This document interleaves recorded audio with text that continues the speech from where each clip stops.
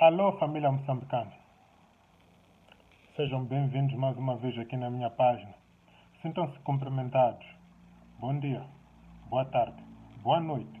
Conforme a hora, veja este vídeo. A razão deste vídeo é muito mais para enriquecer um vídeo que fiz recentemente e tirei da minha página, intitulado Sim, as nossas figuras públicas têm a sua imagem e reputação comprometida. Razão pela qual se comportam como se comportam. Há algo que estão a esconder. O problema é o que é. Aqui vou trazer imediatamente, sem levar mais tempo. O vídeo pode ser longo, mas vale a pena ver. Vou comentar ponto por ponto, tirado do livro Pawns in the Game. Fiz a minha melhor tradução para pôr isto em português, claro e preciso, para que toda a gente possa compreender. É o seguinte: sim, as nossas figuras públicas, não todas, mas aquelas de relevo, têm a sua imagem e reputação comprometida. O ponto número 1, levantado por William Guy Carr, no livro dele, diz o seguinte: uso de suborno monetário e chantagem sexual para ganhar uma subordinação sem tréguas das pessoas ocupando postos de relevo no governo ou no poder. Ok. Suborno monetário. Quem foi subordinado em Moçambique?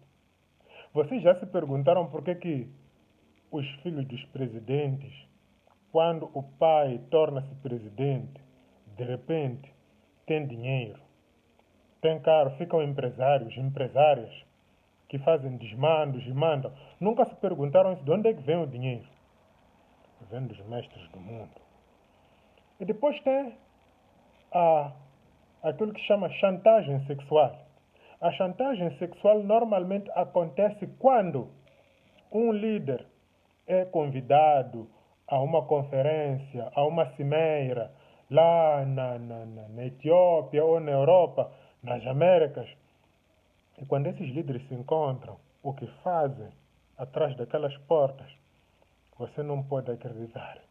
É lá onde as prostitutas de todo mundo, bonitas, estão lá para eles. Eles se divertem, bebem, se divertem nos hotéis e depois vão para os quartos e fazem o que se pode fazer nos quartos. E depois nós diremos que vale a pena se for homem ou mulher. Aí sim, entendo. Mas há vezes em que é homem com homem, mulher com mulher. Isso está a acontecer enquanto nós estamos a viver nossa vida humilde e honesta lá em casa. E essas coisas todas são gravadas e guardadas para serem usadas quando for necessário. Então, será que os nossos líderes não estão a guardar alguma coisa, não estão a esconder algo que nós não devemos saber? Então, vamos pensar nesse ponto. Número 2. Ele diz assim: nas universidades, os indivíduos inteligentes devem ser identificados e depois treinados ou indoutrinados para serem adeptos e servidores do regime. Vamos olhar para os nossos acadêmicos aí em Moçambique. Um acadêmico que sustenta e que dá apoio ao regime, ao governo, apesar de tudo o que está a acontecer. Pense lá nos acadêmicos que estão a fazer isso. Pense nos acadêmicos que estão no governo e que defendem o governo. Posso mencionar alguns nomes. Mas como é que um indivíduo inteligente, bom, como Egídio Vaz, bom, como o Gil Aníbal, essas duas pessoas, pelo menos, que eu posso citar aqui, como é que essas pessoas não usam aquela inteligência, o que eles aprenderam, para serem indivíduos independentes que não dependem do governo, mas dependem de si mesmos, mas, pelo contrário, usam o seu conhecimento, nem estão a usar conhecimento, estão a fazer lambibotismo. Como é que um acadêmico vai fazer o lambibotismo? É porque foi identificado, treinado e convencido a defender o sistema. dito de uma outra maneira, ele foi comprado, pura e simplesmente. Deram-lhe dinheiro, come bem lá em casa, dorme bem, não tem problemas financeiros. E a última coisa que ele quer é perder aquela aisance, né? aquela facilidade financeira, aquelas facilidades financeiras, aquelas regalias que ele tem. É o que está a acontecer. Ponto número 3. Pessoas de influência na sociedade devem ser seduzidas, usadas e convencidas também a servirem o sistema. Pessoas de influência na sociedade, estamos a falar de músicos, artistas, mesmo pessoas da sociedade civil que sobressaem e que facilmente se deixam corromper e se deixam comprar pelo regime.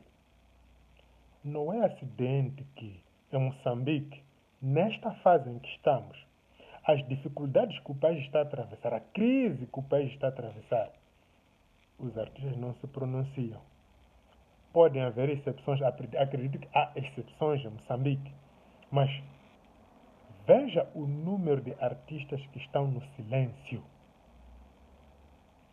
Domésticos, assim como estrangeiros que normalmente vinham apoiar o regime.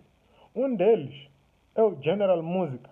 General Música vinha fazer campanha, mas agora que Moçambique está em crise, General Música desapareceu. Não é ele só, há mais. Eu deixo isso a vocês para refletir, para identificarem quem é quem. Mas é isso mesmo. Ponto número 4. Obtenção do controle dos órgãos de comunicação social. A informação difundida nestes órgãos de comunicação social não deve ser verdade, deve ser aquilo que o regime quer que a população acredite. Eu pergunto-vos, será que as nossas televisões públicas, nomeadamente a TVM, a RTK, se ainda existe a RTK, dão-nos informação fiável, informação verdadeira, informação que reflete aquilo que é o estado da nação? Ainda hoje eu fiz um vídeo curto sobre um indivíduo da Miramar, um jornalista da Miramar, que diz que o candidato derrotado nas eleições passadas está de regresso a Moçambique. Mas quem foi derrotado mesmo nas eleições passadas? Veja só o que a nossa televisão faz. Então, estas televisões públicas não nos dão informação que reflete a verdade que está a acontecer no terreno. Dão-nos informação distorcida, que é a informação que o governo quer que nós acreditemos. Dito de uma outra maneira, são mentiras que são fabricadas e querem que a gente acredite nisso. E eles têm vindo a fazer isso já há anos. Mas agora estamos a abrir a vista, ou já abrimos a vista há muito tempo. Só que agora é a altura em que a coisa arrebentou. Ponto número 5. O regime, para se manter, deve usar todos os meios possíveis à sua disposição para alcançar os seus objetivos. O objetivo do regime é manter-se. O objetivo do regime é dominar, é escravizar, é explorar. E, para tal, ele vai usar todos os seus métodos possíveis para se manter. E a arma do regime, a última, depois dessa já não há mais arma, é a força. A força brutal, as armas. É isso. Por exemplo, agora, por que não dialogam mesmo? Recorrem como que a força das armas, dos blindados. Mas você precisa de blindado mesmo para lutar contra um indivíduo assim como eu que não está armado. O que é isso? Hoje, dia 9, que o Venâncio Mondlane teve que interromper o seu discurso porque havia lá um tiroteio. Ok. Nós sabemos que aquele território ali foi autorizado por alguém. Os polícias Eu não tenho dúvidas nenhumas que não foi iniciativa deles. Eles foram mandados disparar. E dispararam. Para quê? Para criar medo, para criar pânico, para dispersar as pessoas, para desencorajar as pessoas a continuarem a lutar em busca da sua liberdade. É o que está a acontecer. Acho que nos dias que vêm, talvez o regime vai nos fazer ver outros meios à sua disposição para se manter e para continuar a dominar as massas. Mas isto tudo vai acabar. Não há um regime que tenha um começo e que nunca termina, que vive indefinitivamente. Não. Há um dado momento, deve cair. Mesmo o embondeiro cai. E este também vai cair. Ponto número 6. Estou aqui a ir ponto por ponto. O ponto número 6 diz o seguinte, este é muito importante. Promover o uso e consumo de bebidas alcoólicas fortes, drogas, corrupção moral e outros tipos de vícios para enfraquecer a juventude. Será que alguém aí em Moçambique pode dizer que não houve esta tentativa ou não há esta tentativa de enfraquecer a nossa juventude, torná-la, como é que se diz, docile, uma sociedade de jovens que não tem aquela força interna? Houve tentativa disto. E o sistema usa, de facto, o uso de drogas. Por que há drogas em Moçambique? Nos anos 80 talvez havia cocaína, mas não tanta cocaína como agora. Não tanto consumo de, como se chama, aquelas bebidas, whisky, boss e tudo mais. Isso não havia nos anos 80. Mesmo nos anos 90, isso não era fácil encontrar. Mas hoje está em todo lado. Há uma razão pela qual o governo faz isso. O governo tem poder de proliferar estas coisas, mas também tem o poder de tirá-las da circulação, do contato com as massas. Mas prefere que as coisas fiquem no lugar para corromper e destruir a juventude. Então, o uso de drogas, de álcool, corrupção moral, gente sem valores morais e outros vícios sexuais e tudo mais, isso é exatamente o que o governo quer. Ele só pode continuar no lugar se os jovens não têm a mente limpa para refletir, para pensarem, para fazerem escolhas construtivas. Vou passar agora para o ponto número 7. Esta aqui é bastante importante. Diz o seguinte, cito também, provocar depressão industrial e pânico financeiro para fortificar nosso poder. É o regime que diz isso. O desemprego e a fome obrigam as massas a cooperar conosco. Nós damos soluções às massas e eles cooperam conosco. E a cooperarem conosco e aceitarem as soluções que nós propomos. Estão a ver isso? Você deve se perguntar uma coisa. Por que as indústrias moçambicanas desapareceram? Desapareceram. Mabor desapareceu, Vidreira desapareceu, Comental desapareceu, indústria siderúrgica desapareceu, a Texlon desapareceu, a Testa África desapareceu. Estas indústrias desapareceram. Estas indústrias não eram nocivas.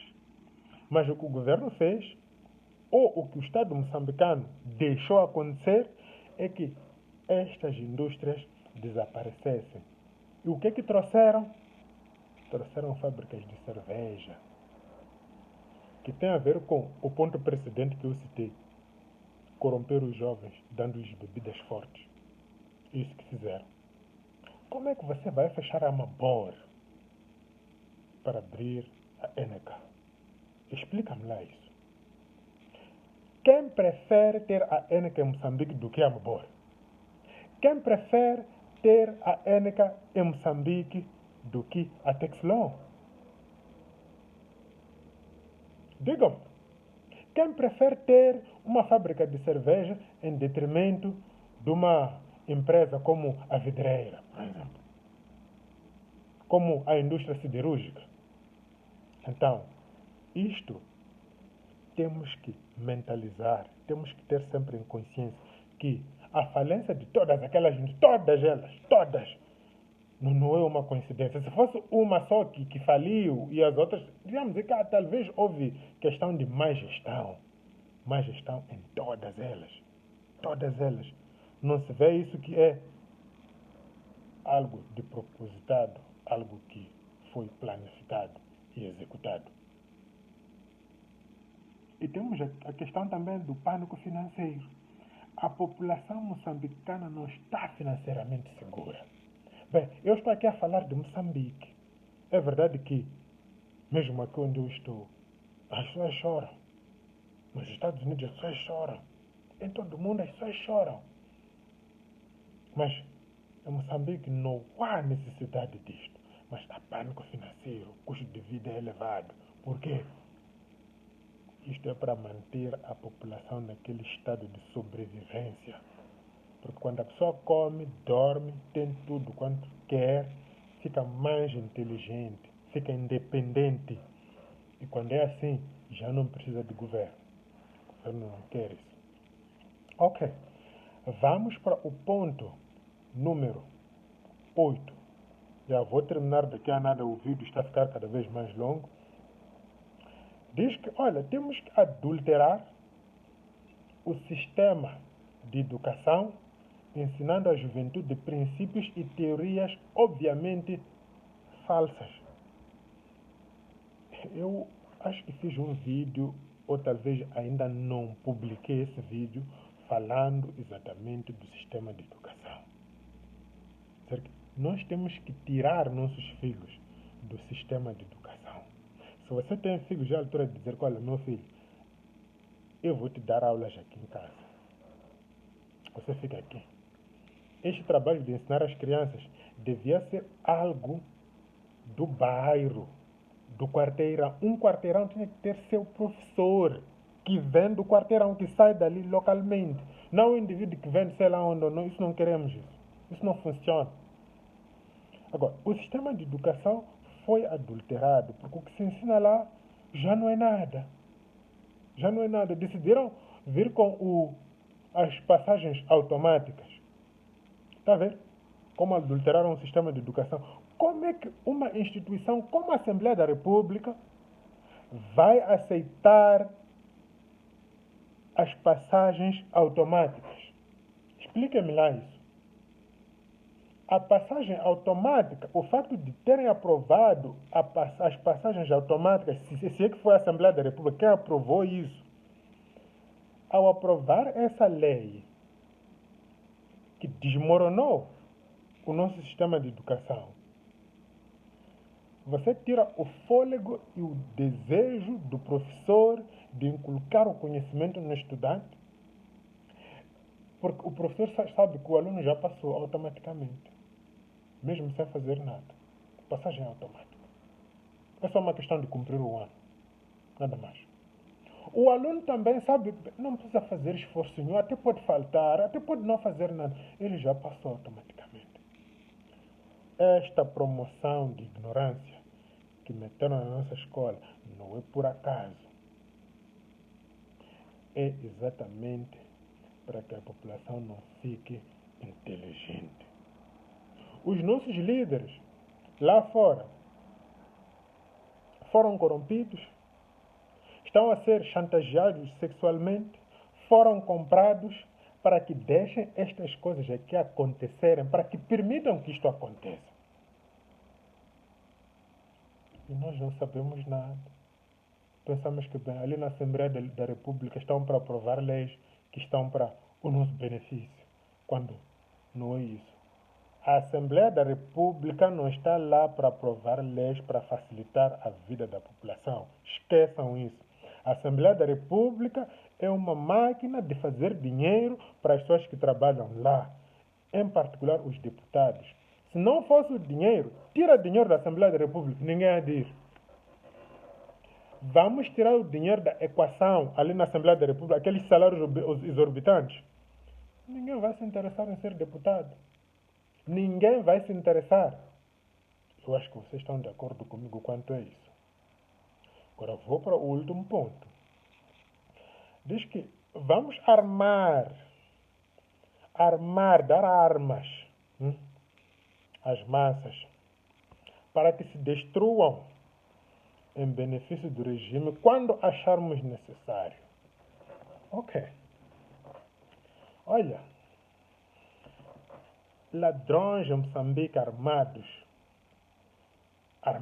aquelas armas que eles têm, vêm do sistema.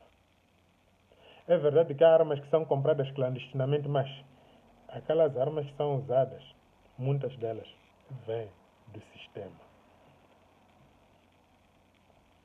O governo quer que ladrões tenham armas e que assaltem a população. O governo recruta polícias e dá uma formação que não é adequada para os policiais, mas ele arma os polícias. Sem instruir o polícia em que circunstâncias deve usar a arma. Ele diz, o polícia, quando é que ele deve usar a arma. Então, o polícia usa a arma quando o chefe autoriza, mesmo quando for para matar um indivíduo indefeso, como está a acontecer agora dentro do nosso país. Eu tenho que vos dizer uma coisa.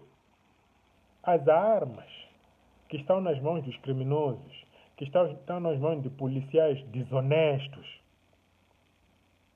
não é porque o governo não pode reaver aquelas armas. O governo pode. Eu vou vos dar um exemplo, para ultimar mesmo. Há 2 jovens, a quando da Covid, a recolha obrigatória era às 21 horas, se não me engano, se não forem 23 horas. Mas acontece que, por causa dos engarrafamentos, não era possível se fazer essa recolha obrigatória a essa hora. E uma vez houve um engarrafamento. 2 jovens saíram a insultar o presidente da República, Filipe Nyusi. Eu acredito que aqueles jovens nunca tinham visto Nyusi ao vivo. Nyusi também não conhecia aqueles jovens. Mas o facto de terem aparecido naquele vídeo a insultarem o presidente por causa das medidas concernentes à recolha obrigatória, aqueles jovens foram para casa, mas foram se encontrar na Ponta Vermelha para pedirem desculpas ao presidente. Aquilo mostra que o nosso governo tem poder para te encontrar, para me encontrar, para encontrar quem quer que seja, onde quer que seja a pessoa. Mesmo que você vá se esconder lá nas montanhas, na província de Manica ou em qualquer outra província de Moçambique, lá na floresta, lá, o governo vai te encontrar. Você não pode fugir do governo. É impossível na era em que nós estamos. Para ultimar mesmo, o governo tem tecnologia sofisticada que você não conhece, que eu não conheço, mas eles têm essa tecnologia. Eles têm tecnologia de reconhecimento facial. Só pelo DNA, por verem uma parte da tua mão, assim, uma parte do teu dedo. Eles podem tirar a impressão digital e te encontrar e saberem que este aqui é o fulano. Mesmo sem terem a tua figura, a tua face, a imagem da tua face, a tua impressão revela. Então, moçambicanos, os nossos líderes, sim, não são pessoas limpas. Têm a sua imagem, têm a sua reputação comprometida, gravemente comprometida. E eles não estão dispostos a endurar as consequências de deixar que essa imagem, que a sujeira deles seja revelada. Muito obrigado, moçambicanos. Que Deus os guarde. E que Deus abençoe Moçambique também.